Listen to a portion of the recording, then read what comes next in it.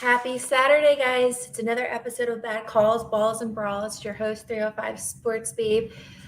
So much going on, again, in the world of South Florida sports. Even though, we may not be a city of champions yet, the amount of teams that we have that are succeeding, you guys are all champions in my eyes.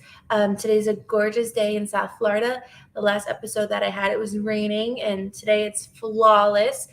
Heading to Lone Depot Park in a little bit, and pretty sure that they're going to have the roof open. So that'll be the first time this year that I'm going to a game where the roof will be open. Do I have a preference? Yeah, I like it when it's closed, a little more cooler in there. But regardless, obviously the Panthers had a huge win last night against the Lightning. So that series is over. We advance to the next round of the playoffs. Capitals. Why did I say Lightning? I'm already thinking Lightning and Maple Leafs because that's the big game. I'm hoping we don't play the Lightning. My brother's a big Lightning fan. He's probably watching too. We were actually talking about that, so sorry about that. Also, the Heat defeated the 76ers this week, closed out that series, and definitely excited to see what the next round of playoffs with them. And then exciting weekend for the Marlins. The Marlins are celebrating their championship weekend this weekend and bringing back the old players. Wish they were bringing back the old jerseys, but that's a whole nother story. And then, of course, the Dolphins released the schedule. Personally, I'm excited with it. Some games lined up how I wanted them to. So a lot going on. But yes, Brent, let's go Panthers. Like the excitement going on in South Florida. And if you are not a Panthers fan, definitely jump on the bandwagon. This is the perfect time to support our local team down here. Go into the games. It's so much fun. The energy, the excitement. So we're just looking at who we play in the next round of playoffs. So without further ado, I'm going to go bring in my co-host to talk about first I want to talk about the Heat. I don't know what he had in mind, but I'm like, Heat Nation, we don't play until Tuesday, but like it's so heavy on my mind. So I'm going to go ahead and bring my co-host Lou in. Hi there. Hey. I don't think we can hear you. Let's see. Okay, perfect. Let's try it. Okay, so no, I'm going to go. Okay. All right, so obviously you're on this journey with me with South Florida sports. Let's just jump into it. What's the most exciting? If you had to say like, I know it's tough. I have my personal favorite, but what's the most exciting right now for you? Well, for me, it's the Panthers. I know you want to talk Heat that happened Thursday, but the Panthers is fresh in everybody's mind. The big goal last night that won the first series since 1996, a long time ago. And so I think we should definitely be, the Heat done this before. They did this as little as 2 years ago. And so I think right now the Panthers are the big story. Everybody's excited for the Heat being, in this round, but it's a round they've been to before. It's a round the Panthers have not been to in a very long time, just winning a playoff series, period. So. Okay, perfect. Well, I disagree with you. I am, there you go, look a little better. I'm totally for the Heat right now. Yes, the Panthers haven't done this in a while, but I've been following the Heat for many, many years now. I'm a newer Panthers fan. I grew up as a Devils fan. So, and wholeheartedly admit it, obviously from where I'm from, but I'm really, really looking forward to this Heat series. So we had a tough series against the 76ers, and Joel Embiid, obviously he wasn't healthy, but he still performed very well being unhealthy. James Harden was scary, and Maxey gave us a run for our money. So what was your opinion on the last series? First of all, James Harden was not scary. James Harden, they're still looking for him. He totally disappeared in the series. He had one big game in Game 3. Game 4 was in Game 4 and 3 he played all right, but really he disappeared the first 2 games in Miami. He disappeared in Game 5 and was nowhere near to be seen in Game 6. He didn't score any points in the second half. So that's not what they needed out of him with Joel Embiid not being 100%, more like 60%. But no, look, we did what we should have done. We served home court. We still haven't lost any games in the playoffs at home. We're perfect 6-0, and that's what you got to do. You got to win these games at home and take care of business at least one time on the road and move on. Yeah, definitely. What some players I want to talk about the Heat.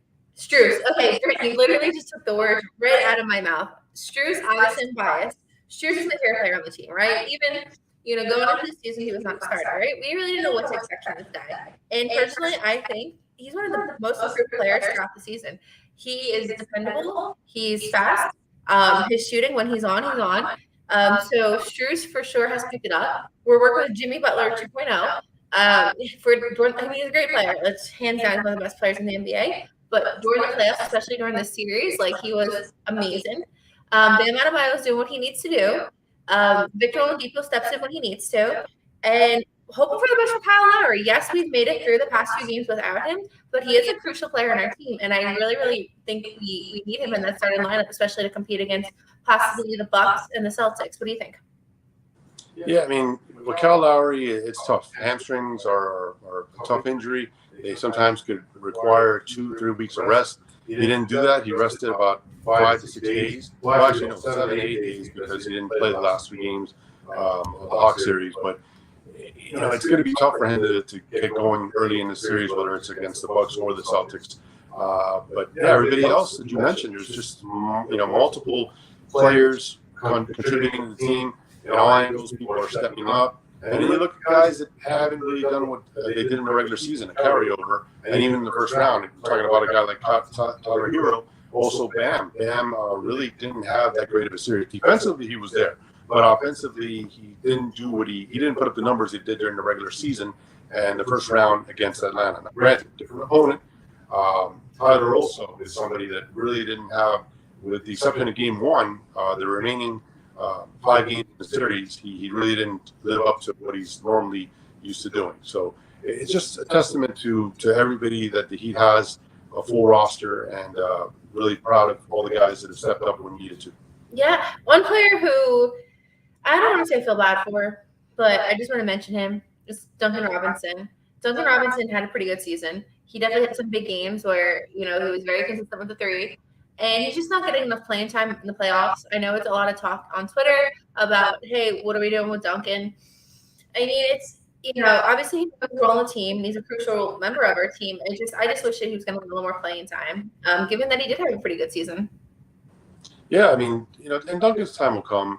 I just think he's going to be best suited when we're up. We have a lead, a comfortable lead, or even a 8 to 9 point lead is a time that he can come in, because when we're down, you're asking a lot of him to make sure that he makes his shots, to stay on the floor, and then he is a defensive liability. So he can't do what a guy like Tyler or Max can do in terms of, shoot the ball, but he can also rebound. Tyler and Max are better passers than him, and they're not great.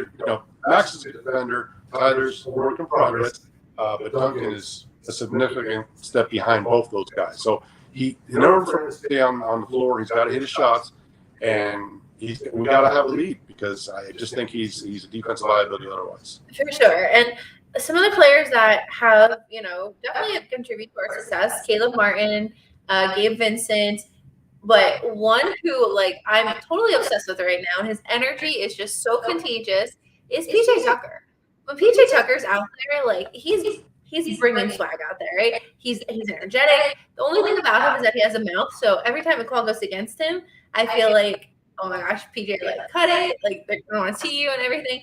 But PJ, his energy has been fantastic throughout the postseason. It's definitely something we need, to get the team going. So I'm excited to, see what happens next and stuff. So PJ is an absolutely fan favorite.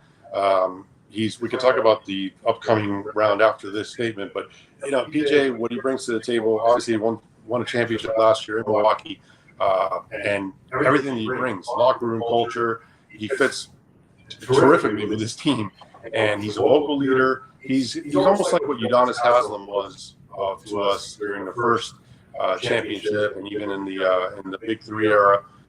He really is a guy that fits in here perfectly, and he's another guy that if he hits that corner 3, as I like to say, PJ corner pocket, good 3.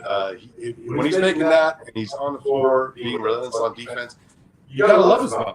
I love the fact that he steps up to the other players, steps up for his players, and it's what makes him who he is. And he again fits perfectly here with us. So obviously we secured going to the Eastern Conference Finals. We know that our first game will be Tuesday, followed by game 2 on Thursday, both home. But we don't know who our opponent is. And we could have possibly known last night, but Celtics won. So now it does go to a game 7. One question that I've been getting asked a lot from all different angles, from my family, my friends, my Twitter. Ash, who do you want to play next round?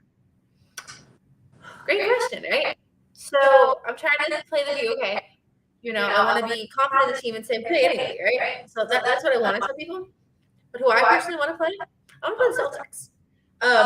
I feel that I'm scared of, I'm not scared. Giannis is arguably one of the best players in the NBA. Not arguably, he is one of the best players in the NBA. I'm concerned that Giannis is going to be a big, big problem, but it's not just Giannis. The Bucks have a lot of weapons. So personally, if you were to say, Ash, who do you have most confidence? Who do you want to play next round? I want to play the Celtics. How about you? Do you have a preference? Or what do you kind of feeling? Yeah, so both teams are really play well. They've alternated victories on the road in each team's home arenas, and the series have been back and forth. It's been a very competitive series. As far as who we match up with, looking at the numbers, we were 2-1 in the regular season against the Celtics. 2 of those games were early on in the year, and one at the Boston Garden at the end of the year that they needed to win in order to possibly secure the number 1 seed, and they fell 1 game behind us. So that was a big difference in that race. And then when Milwaukee, went 2-2 with them against the year. A couple of blowouts, the games weren't close, and we haven't played in Milwaukee. Who would I rather face? Well, I'd rather face the Bucks, believe it or not. Okay, so we're different there. So Giannis is tremendous, and he's been tremendous. He hasn't really had an off game in this series, and yet they're going to have to win a game in Boston tomorrow to advance and face us. So they do have a lot of pieces, but they don't have as many pieces as the Celtics. The Celtics are a deeper team. They shoot the ball a lot better, and the Celtics really are firing on all cylinders, and they're really an intense defensive team and mirror us pretty well. What I love about potentially facing the Bucks, and again, it's going to be tough because they're playing in Boston tomorrow. I love the fact that we played in the last 2 postseasons, particularly last year, swept us out of the playoffs. So there's a revenge factor on that alone. And then we just talked about it. PJ Tucker, they chose not to re-sign him. He won a title with them last year, and with the exception of role players, it's tradition that you bring back your championship roster. Marlins, of course, are a different exception about that. We'll talk about that later. But for the most part, teams with a good who have all the weapons that they need and they're able to, at their disposal, keep guys, bring back the rosters. They chose not to bring back PJ Tucker, and he took great exception with that. It made him angry. And he even said it. He said that he wanted to join a team that would face them in the playoffs, and he would take great pride in knocking them out, great satisfaction in knocking the Bucks out and showing them that they should have kept them and brought them back to the title defense. So, I think those reasons alone, I think it would be a better opponent to play Milwaukee. Well, we'll for sure know by tomorrow. And I think whoever comes out of this Eastern Conference Finals is going to win the NBA championship. The East is such a stronger division league as opposed to the West. And I didn't think that going into this. I thought, powerhouses like Golden State and the Suns and just so much better. But now I'm really focusing my attention on the East and our opponents and us. I personally think that the East is stronger than the West. I would say that it's even. Golden State wrapped up their series last night. Memphis was missing John Morant, but they still beat them in 6 games. They're a very dangerous team. They're a team that has won, that core. I know Kevin Durant has since left, but that core has won 3 championships. So that has to be respected. And on the other end, you have the finalists from last year that lost to Milwaukee and the Suns, headlined by one of the great point guards of all time, Chris Paul, a tremendous shooter and all-around scorer in Devin Booker, and DeAndre Ayton. So you're looking at 2 very worthy opponents. And the big thing that a lot of people don't discuss is, yes, the East was amazing. I know the Sixers weren't at full strength with Embiid and Harden. Everybody was talking about that, by the way. The national story was how the Sixers didn't come to play and all their fallouts instead of what the Heat did caused them to react that way. But between the Sixers, obviously, the Celtics, Milwaukee that are still playing, and us, the East is the beast. But the West still has the top 3 teams. Memphis, one of those teams, is out. But Golden State, and Phoenix would both have home court advantage over whoever comes out of the East. So that would count for something. When you're starting the series on the road and potentially ending that series in a Game 7 on somebody else's floor, that has a lot to do with it. Have you heard from Charles Barkley? From who? Charles Barkley. What about him? I mean, I haven't heard from him since the Heat won. He's the biggest Heat hater, so I just want to make sure he's okay. So I'm just making sure Charles Barkley's okay out there. Right now. Listen, Charles is the next Sixer, and he's gonna support, and that's understandable. No problem. Just want to make sure he's okay. Just making sure he's good out there. Along with Stephen A. Smith and all the other ones, but nothing but love for you guys. Okay, so one area that I've been also studying a lot is the Dolphins' schedule. It's obviously a huge day for a lot of people. Obviously, it wasn't big on our radar on Thursday because he played Game 6 on Thursday. So you were really focused on the game, and I'm not gonna lie, I was kind of like scrolling between commercial breaks, like, okay, because there's 2 games that I was definitely eyeing up that I hope to go to on the road this year, and they actually work out well. So let's talk about the schedule, all right? Well, I thought we were gonna talk Panthers, so we didn't really discuss. No, we're not going to the Panthers. Okay. But no, I know a lot of my viewers are Dolphins fans, and I know a lot of them have asked me, what do you think about the schedule? And I really haven't been completely vocal about the schedule, so I want to definitely jump into it. I almost fell. Okay, so let me share the screen. Let's see if I believe it. I've never done this before, guys. So let's see. Perfect. Okay, that actually works out well. I think. Let me just make sure I know how to scroll over that. Perfect. Okay. So, okay, awesome. Can you see the schedule on your end, or do you have a? I can't see it, but that's all right. I have it here. Okay, perfect. All right. So, obviously, before the schedule dropped, there was a whole bunch of speculation, right? And that's always how it is. Like, people are like, oh, I have inside this. Even my boss was like, hey, Ash, we're playing this person, this one, this one. But until it actually drops, then we don't know anything, right? There was like rumors that the Eagles were going to play in Mexico this year, and that we were going to play on Thanksgiving, and all this other stuff. So finally, we have an official schedule. Before 8 o'clock, when the schedule was released on Thursday, Dolphins actually did a funny thing. They posted week 1 on the season ticket holders app. So like, we already knew who game 1 was. And I saw on the website too. I was like, Lou, and you're like, yeah. And I'm like, Patriots week 1. You're like, how do you know? I'm like, go on your app, go on the website. Like, it's already there. And you're like, oh, crap. So I don't know if you guys were like teasing us with that, but we already knew before 8 o'clock on Thursday that we were playing the Patriots. So we opened up our season like we did last year. Right? We opened up against the Patriots. We opened up, I believe, on the road. No, on the road. It was on the road. But against the Patriots. Yes, on the road. Yes. So this year, week 1, Sunday, 9/11, which 9/11 is a very, very important day for me as a whole. That's another story. We play week 1, 1 o'clock against the Patriots, home at the Hard Rock Stadium. Now, our Devontae Parker, new Patriot. So first game back, coming back to the Hard Rock. So obviously he knows how to play at the Hard Rock. He knows the Dolphins real well. So it'll be interesting to see him week 1. What do you think week 1? Yeah, that's going to be an interesting matchup. Before I get into that, a lot of these schedule release things I think the NFL is putting out there just to gather excitement into the big release, because it was all over the place. People were saying that we were playing Buffalo. They had us playing 2 Monday night games. They had us playing at Detroit for Thanksgiving, and none of those things came to fruition. So, like I said, I think the NFL does a good job of putting false stories out there as to potential games that just get the people into a frenzy and maybe get people to purchase airline tickets. But isn't that the media in general?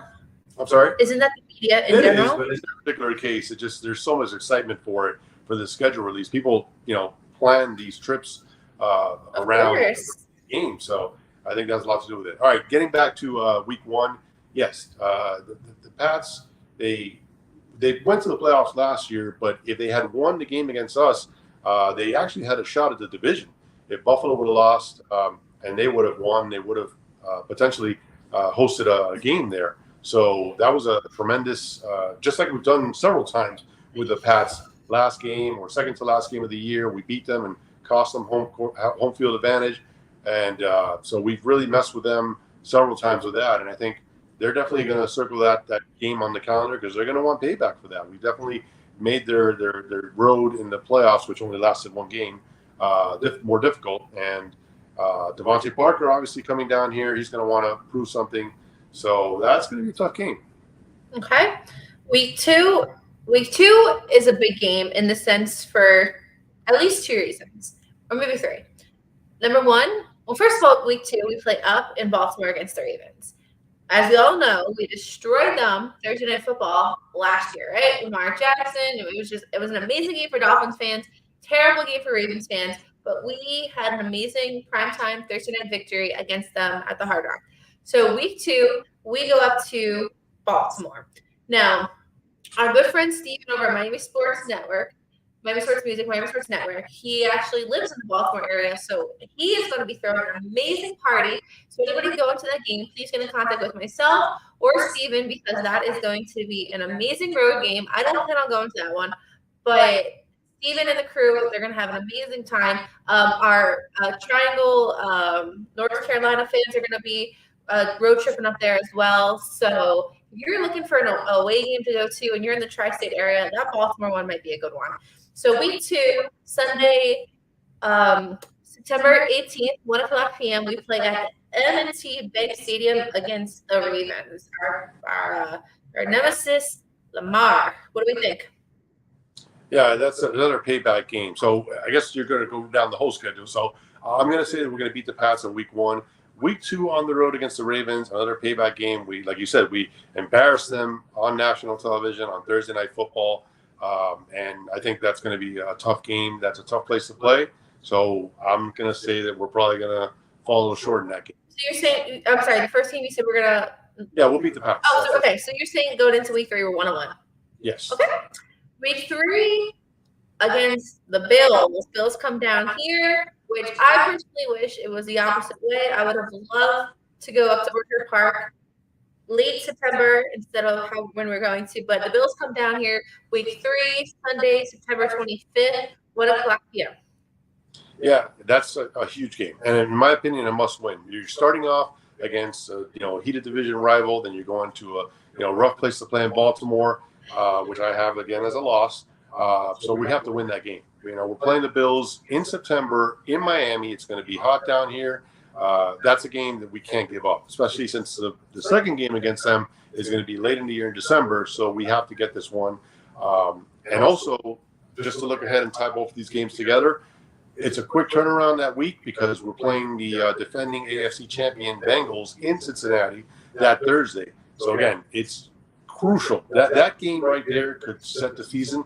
We need to come out of that Buffalo game with a winning record. 2-1. We need to win that game against Buffalo. Okay, perfect. All right, so you already looked week 4, so skip into week 5. Week 5 is a game that I personally have my eyes on. I have prior to last year, my only Dolphins away game was to MetLife. And I went there probably maybe 2014, and the Jets fans were very, very mean to me, and I kept telling them, like, guys, I'm like one of you. I mean, I grew up with you, I grew up with your kids, like my uncles, all this stuff. So going up there, it's bittersweet for me because I feel it is home for me, and the Jets fans are nice. So I hope to get up there, hopefully Lou joins me. Week 5, going home, and another thing, it's October 9th. So the beginning of October in Jersey is next to April is my favorite time. It's not too hot because it gets really, really hot up there, but it's not too cold. So it's like 60s and 70s. So perfect weather, perfect time to go home to my home state and to see an amazing game. Dolphins at Jets, MetLife takeover, week 5, 1 o'clock. Should be a win, right? Fair to say? Absolutely. Okay. So we're 5 games into this, and we should be 3-2, 4-1. I'm looking at 3-2 to be honest with you.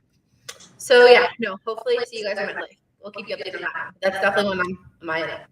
All right, week 6, Sunday, October 16th, 1 o'clock p.m. The Minnesota Vikings, come to Hard Rock Stadium. Minnesota, what do you think? That's a win. Should be, yeah. Perfect. All right, week 7, my birthday. Well, okay, the day before my birthday. Which is actually funny because my 21st birthday, the Steelers actually came down here. So they always seem to, whenever they come down here, which, no, maybe it wasn't my 21st birthday now that I'm doing the math in my head, but I did see a Steelers Dolphins game down here, and it was my birthday as well. So, anyways, week 7, October 23rd, day before my birthday, we have a primetime game. We have an 8:20 game against the Steelers, home Sunday night. No Ben Roethlisberger.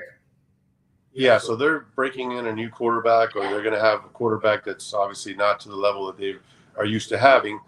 That's a Sunday night game. Also, not to mention Brian Flores is on that staff now. Ooh. He's coming back here. So, and everybody talks about Monday night, but Sunday night is a premier game. Sunday night on NBC, that's the premier matchup of the week, or it should be as far as them ranking the game. So the fact that we're getting a Sunday night game is big respect our way. We haven't had one down here in a while. And again, against a Steeler team that's breaking in a new quarterback or a quarterback of a lesser caliber, that's got to be a win. So I'm going to stop you here, right?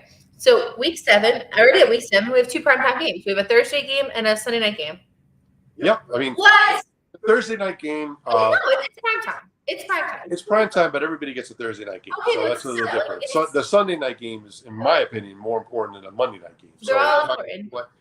No, I'm saying that the importance of the game. It's more important to play, more prestigious, I should say, to play on Sunday night than on Monday night. So that Sunday night game is going to be huge. And then the next 2 games, you go into 2 NFC North opponents, the Lions and Bears. These are 2 teams that really have not done anything in a while. They're 2 road games, granted, but against 2 teams that really are trying to figure out their quarterback situation. They've been fighting for the basement in that division for years now. So those I'm looking at as 2 wins. Yeah, Circling is back on week 9. Obviously, we're into November by week 9. That'd be November 6th at Bears. Personally, as long as the stars lined up, that's another one I'm looking at. I may or may not have reserved a hotel already, but Lou and I actually, when we were in Chicago, we passed Soldier Field, and it's not one of the most aesthetically pleasing, arenas, but definitely I hope to get there, see you guys there on November 6th. And then, when we went to Chicago a few weeks ago at this point, it was so cold. And I looked up the weather for Chicago the first week in November. It's supposed to be 30. So I'm just hoping to get to Chicago when maybe 60s one time, but November is going to be a cold one too. So hopefully you guys can check. Great. Week 10, the Browns, Sunday, November 13th, 1 o'clock. Browns are one of those, and that's at the Hard Rock. Browns are one of those teams you don't sleep on, right? I mean, they've had up and down seasons. What do you think about the Browns coming down? Well, the story of that game is the game I'm going to be really interested in. We both had the same pretty much stance that we're supporting Tua. We want Tua to be the guy, but we're still not sure if he is the guy, just because he's yet to prove it. And he's had some moments where he's had the opportunity, and he's, to say it nicely, has blown that opportunity without getting into cursive language here. But so here's Deshaun Watson coming into town, and his name was tied to the Dolphins for a long time. A lot of people say that the beginning of the Brian Flores downfall was the fact that he didn't fight hard enough to get Watson down here, or there was some kind of a power struggle within between Stephen Ross, Chris Greer, and Brian Flores about Deshaun Watson. He was tied down here for the last 2 seasons for the most part. And if he comes down here and gets a win, what's that going to do? It's not going to be good for the Tua haters or the Tua, people that want Tua out of town. So that's a game that you're home. You're against a guy that is, making hasn't played in almost 2 years. That's a game you got to win. And if you don't win it, unfortunately, it's going to start raising people's concerns and it's going to be a circus, a media circus. So that's a win. That's a game we have to win. Okay, week 11, which is bye week. I think that's a good break. Essentially, that's almost halfway through the season, give or take. So glad we have it as a good middle break to just regroup, regrind, have a good break. Week 12, which is your birthday, we play the Texans. Texas came to town last year. They've been here actually the last 3 years. They keep coming down. Yeah. So basically, that's one of those where they line up with your division, and you finish in the same place. But that's what took place the last couple of years, and this particular one was already put in the schedule. So the Texans are making their, I believe, 3rd straight visit to Miami, and Of course, our favorite Texan is Laramie Tunsil, who's gifted us with so many draft picks over the years, and 2 more coming up next year in 2023. One of those directly because of Mr. Laramie Tunsil. So he's not our favorite number 78 because that, of course, is reserved for the great Richmond Webb. But Laramie Tunsil has been the gift that has kept on giving to this franchise. But the Texans are a horrible team. They've been struggling ever since Watson has been inactive, and they really don't have a lot of talent on that team. So that's an also game has to be a must-win game for us. Definitely. One thing with the Texans is that I love their fan base. I've had some great friends who we've met throughout the Texas organization, and every time they come down, big hoot, very respectful. So fun to have them in town. Definitely a fan base that we don't mind hosting in South Florida. So excited to have them down. Week 13. All right, this is when it gets a little fishy for us, right? Week 13, which was the first week of December, we go out to San Fran against the 49ers. Levi Stadium. Yep, yeah, and then I think this is another one you have to tie it together because right after that, we're playing the Chargers. So more than likely, the Dolphins are going to stay out in California for 2 weeks or nearby. It just doesn't make sense to, fly out there on a Friday night, play the game, fly back here, and then fly back out to California. You're talking about an extra 15 hours of travel unnecessarily. Hopefully they get Disneyland or something out there. That's a lot of time in California. Well, hopefully they, hang out in the middle of California where there's nothing going on and just focus on football because, this is another one. We talked about Deshaun Watson, previous weeks before that. The 49ers are a tough team, almost made it to the Super Bowl. They were the NFC finalists. They lost to, of course, the eventual champion Rams, and they were winning that game. They could have very well have won the Super Bowl this past season. So the 49ers are a very tough team, good defense. Not sure yet if it's going to be Jimmy Garoppolo or Trey Lance under center, but either way, they're very well coached. They're a good team all around. They have a lot of talent, so that's going to be a tough game. And then the following week against the LA Chargers. Well, whenever you play the Chargers, you're going to make the comparison. Tua and Herbert. Tua went directly before Herbert, and Herbert has had to date, a more productive, stat-wise at least, success to his career. So, it's going to be a game where Tua is going to be compared to how he does against Herbert for the rest of his career as well. So let's see what happens in those 2 games. Perfect. Okay. I am getting some feedback on the chat that there's a bad echo. So is your sound off, Lou, maybe? Yes. Perfect. Okay. All right. So sound off? Yep. I think I can hear myself. Let's see. Okay. Anyways, sorry about that, guys. Week 15. It is at the Bills, so that is very much a mid-December game. It's gonna be cold up there, right? So that will be an interesting, and depending what the standings are, that could be a very crucial game at that time. Yeah, I mean, look, the upside for the Dolphins here would be that game is, going to mean something for the division, but it is very tough winning in Buffalo, especially in December, especially in the snow. So it's one of those where that's why that first, matchup with them in week 3 is a must win because I hate to say it, that's probably going to be an L with the way the Bills are, what they've done in the offseason and just how they're the favorites to win the division. That's going to be a tough ask to go in there and win a game in Buffalo. Okay, week 16, a very interesting game that I did not see coming for us, but I think that it's going to be really cool. Let's host the Packers down here on Christmas Day. Yeah, that's great. I mean, it's gonna be a lot of Packer fans, though. I'll tell you that. That's in the middle of the winter season in the frozen tundra out there, and a lot of them are going to want a vacation down here in Miami. So I feel we're going to have a lot of cheeseheads in the building that day. But hey, it's a good test against another opponent that had a great year last year, and so it should be a fun game. And also, if the Heat, let's see what the Heat do. But if we play a Christmas game, that could be an interesting doubleheader for Miami sports fans to have a 1 o'clock Dolphin game on Christmas Day, and then maybe a Heat evening game at night. That'd be pretty cool. Okay, week 17 at Gillette, New Year's Day. That's another game that, depending on how the season plays out, could mean something, could not. But New Year's Day, and then week 18, we end the season with the Jets home. So heavy, AFC East contenders ending our season with the Packers thrown in there. So I'm happy with the schedule. Let me take this away, but I think our schedule this year is a lot better than what it was last year. Last year I had some concerns and stuff of how things were played out, but I do like that we are getting more.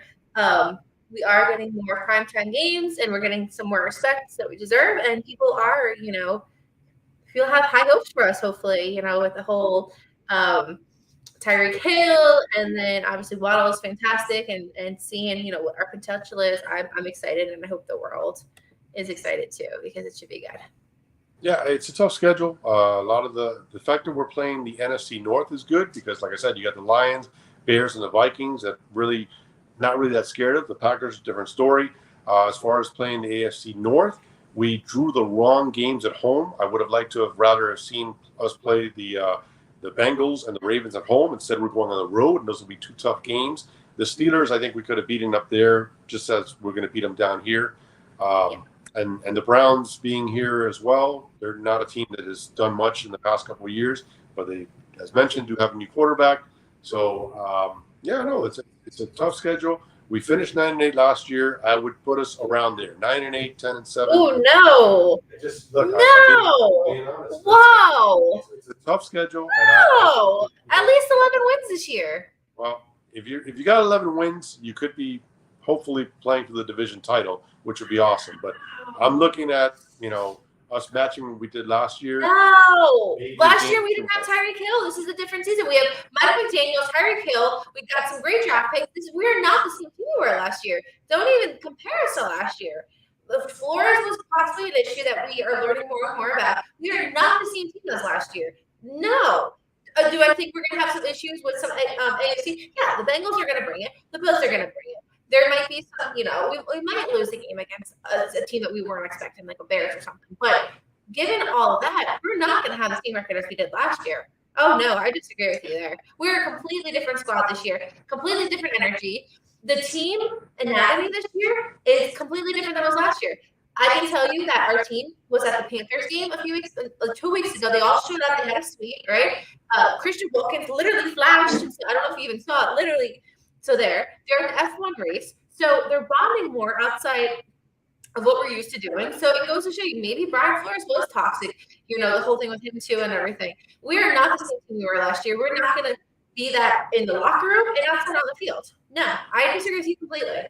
Okay. We have showing up to hockey games doesn't really but it shows for the stand. I can't tell you the last time I saw that on Twitter that our team is actually going to these races together. And on top of that, Mike McDaniel is there. I couldn't even tell you if I ever saw Brian Flores in a group picture like that. Granted, that doesn't mean just because they're having fun that they're going to be great on the field, but it is sure a good sign that there's not locker room caca going on and that we're getting along, and that does equate to what's going on the field too. So I think we're better than last year. I think we are. I think we're not going to see what we're going to say. I think looking at the schedule, and I haven't broken it down, but just based on what we did, and we did the run through really quick. So why did we sign Terry to have the same record as last year? Absolutely not. No, because last year we just finished outside of the playoffs. I think I said that we'd be around or a little bit better than we were last year. I don't expect us to go from 9 wins to go now to 12 or 13 wins. I don't think we're there yet. There is a process. You just mentioned Mike McDaniel is a brand new head coach, okay, and you're going to have to put in a whole new system, and that's going to take time to adjust. And then you look at the schedule and you look at teams that we're playing that have already been, with the same talent and coaching staff for years now they're also ready to make the next step. I think that, you're looking at 10 wins. I think 10 wins, and that'll be enough to get you in the playoffs. The Bills got better. And we did too. Yes, but the Bills were already the AFC East division champions. So we have to catch them. They don't have to catch us, and they definitely didn't regress. So, I think that 10 wins puts you in the conversation of the playoffs. I think that's where we'll be. I'd be disappointed if we're not. I just don't see us winning the division. I hope that I'm wrong, and if the schedule, dictates otherwise early on, that's great. But it's going to need to get off to a big start. And you definitely can't have a 7-game losing streak in the middle of the season and have to make up for it at the end. So, you got to take all those things into consideration. Okay, well, obviously we'll see what happens, but I think that we're going to be a lot better than people, including yourself, think. I think Tyreek was a big missing puzzle piece, and I think that, yes, other teams were better than us, and they probably got better, but I think that we leveled up tremendously with some of the best offseason moves, from Terran Armstead to Tyreek to the coaching. And yes, Rome was not built in one day, but the steps that we built, we brought in some like architecture crap. Like we went from like building blocks to like some high tech STEM stuff. So whatever, we'll see what happens. But I definitely think we're going to be having a better record than last year, and definitely more of a threat to the AFC East, and potentially, it's hard to say. Yeah, we haven't seen anything on field. We see videos here and there, but I definitely think we're going to be a lot better than what we were last year. I will say this too. It is, it's a make or break year, but not for the coach. The coaching staff is brand new, so they need time to implement their system. The guy who it's a make or break year for is Tua. And as we discussed earlier, we still have a lot of draft capital left, including 2 first-round picks. So, best case scenario. That would be a quarterback next year if this doesn't work out. Well, and that's where I'm going with that. So, best case scenario, Tua kills it. Comes out. We're in the conversation of being the AFC East champions, division winners. That'd be great. And that'd be fantastic. Worst case scenario, and we talked about it. Tua struggles. He's got a matchup against Watson, who a lot of people tied to Miami. He's got a matchup against Herbert, who a lot of people thought Miami should have picked. Okay, and if he can't handle that, you're going to have to start having a new quarterback next year. So, we're hopeful. We're trying to, see how everything falls into place, but you have to take it for what it is. It's a first-year coach implementing his system with new players that need time to, get together as a unit and work out. And, I get what they're doing in the offseason is awesome, but hanging out in a suite at a playoff Panther game isn't the same as being in a, in a room, playroom discussing plays and setting plays and practicing with your team. Okay, but it's a lot better than the history and the camaraderie that we had in the past years with Brian Flores and going back to Coach Gase and stuff. Like it's good. We're projected the right. Listen, anything's better than Adam Gase, okay? I met the guy. He's actually a really nice guy in person. I don't know if I ever showed you the picture. I actually met him at an event. This water bottle was better than Adam Gase, all right? What was that time his eyes going like that? Anyways, no. Okay, so enough about the Dolphins. But before I switch gears, on Wednesday, as a heads up, I have an amazing show planned for you guys.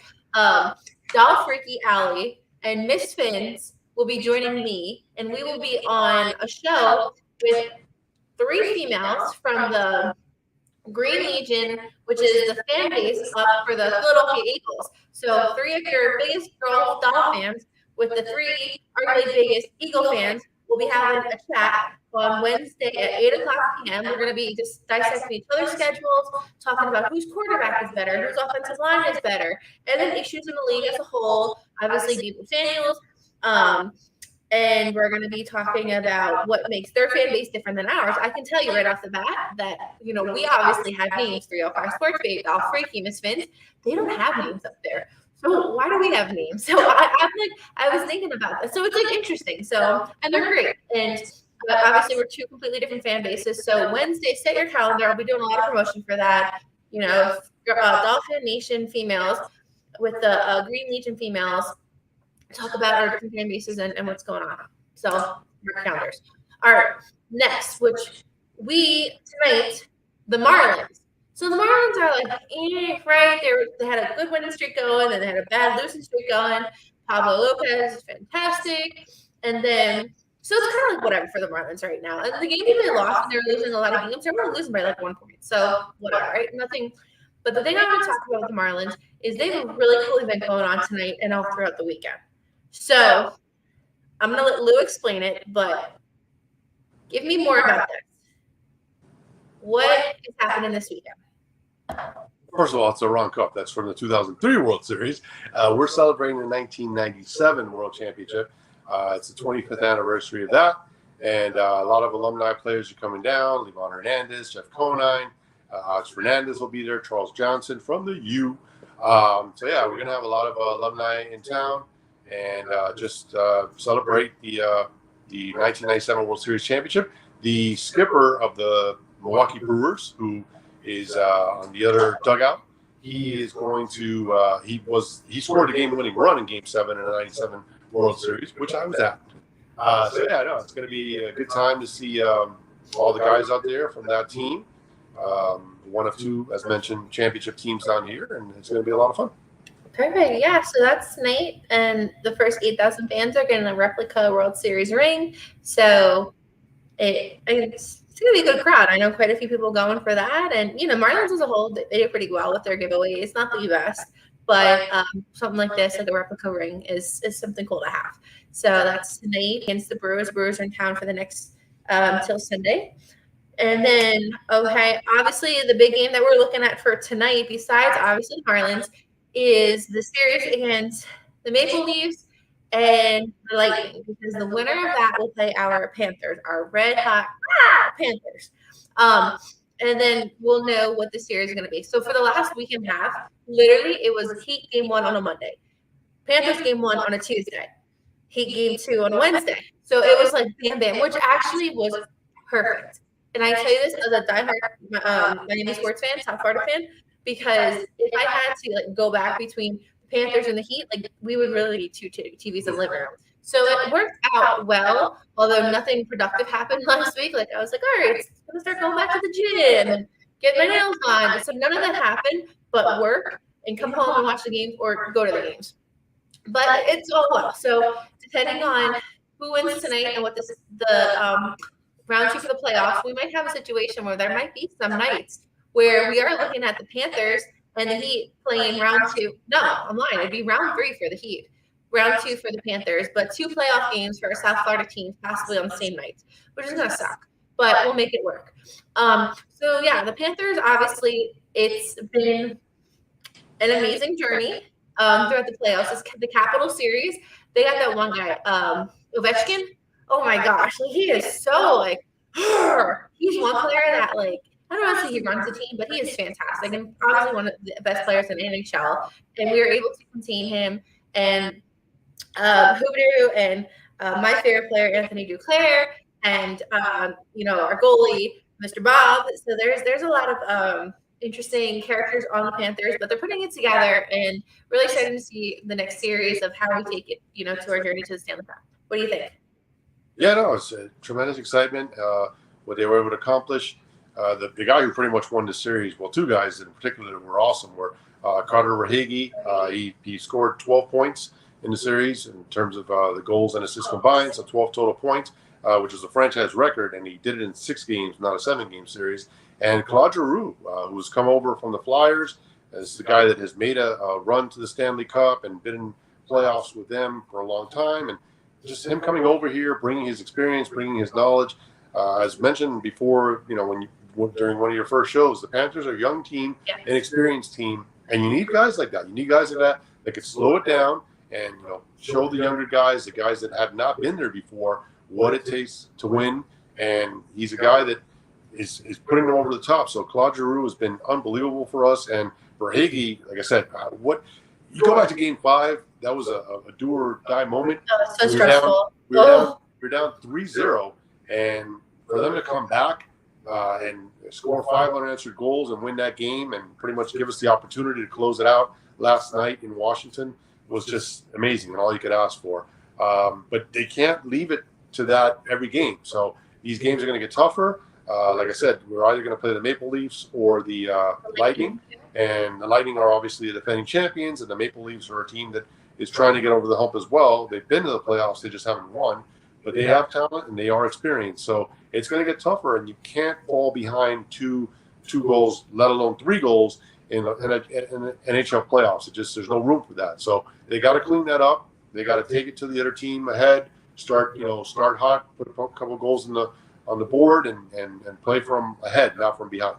That's why they're the cardiac cats. They'll give us heart attacks when they fall behind in the game, and then they come back, bam, bam, bam, with the goals. So there's a reason why they're cardiac cats. But no, it's amazing time for South Florida sports. It really, really is, with a lot of additions to the Dolphins, the Heat, defining odds. A lot of people lot of people did not think we were going to pass 76ers. And, we excelled past that. Well, I would say the Heat were the favorites in the series, but a lot of people thought I was going to go 7, and they thought there'd be a lot more pushback from the Sixers. Really, there's 2 games that obviously they won at home, but the other games weren't really close. The Heat won pretty handily and dominated the game. Granted, Embiid was hurt, still not up to his full potential, but they had enough talent, and people were expecting a little more out of them. But the Heat did what they should have done. And to your point, it was 12 days in a row of Heat or Panthers playoff games. You really can't. You don't know if that's ever going to happen again. And specifically, 2 back-to-back Game 5s at home, which the home team won, and then 2 Game 6 on the road. There's just so much going on, so much to be excited about, and it's a great time to be a South Florida sports fan. That's for sure. Definitely. One of our viewers, VJ, agreed with me. Dolphins get 11 wins this year. I don't think we lose any games we're supposed to win like we did last year a few times. Yeah, I mean, we went into the Jacksonville Jaguars game thinking we were going to win. That was disappointing. And then we lost with the Raiders, which was a possible win. And then was it Falcons, and then Carolina, right? Yeah. Yeah, exactly. So we beat Carolina, but the Falcons, Raiders, and Jaguars. Yeah, those are the 3 ones that you think about, VJ. If that happened last year, that would have been 3 more wins.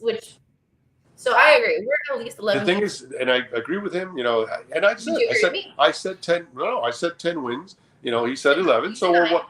No, I said 9 and 8 is what we finished last year. I expect us to be 10 and 7. Somewhere around that range. So 11 wins, I could see that. I just don't see it being 12 or 13 wins. And to our point, the Jaguars and the Falcons, find that game on the schedule. It's not there. There are tougher games to be had here. So, we had an easier schedule last year, I would say, than this year. I mean, obviously any given Sunday, but I think that we're going to be okay this year. So, well, yeah. So now, again, like you said, we're just waiting to see what the Panthers schedule will be going into round 2 of the Stanley Cup playoffs. For the Heat, I can tell you, well, obviously tomorrow we'll know if it's either going to be the Bucks or the Celtics we spoke about earlier, who Lou and I have very different opinions about that. He wants the Bucks. I want the Celtics to play against.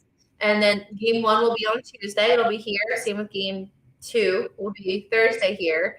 And then Game 3 will be Saturday. And then Game 4 will be Monday or Tuesday. But the next 3 will be Tuesday, Thursday, and then away on Saturday against either the Celtics or the Bucks. Yeah, right. And the Panthers the same deal. It's not going to be on the same days, hopefully. Hopefully not. But because both the Heat and the Panthers are the top seed, they're going to have home court and home ice advantage. And ironically enough, it could be if the Lightning were to win and the Bucks were to win, that would mean that both defending champions in both sports would be coming here on the road to face our team. So how cool would that be?